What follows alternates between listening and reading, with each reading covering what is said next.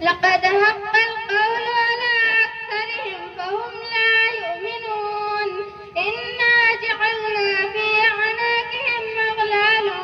فهي إلى الأذقان فهم مقمحون وجعلنا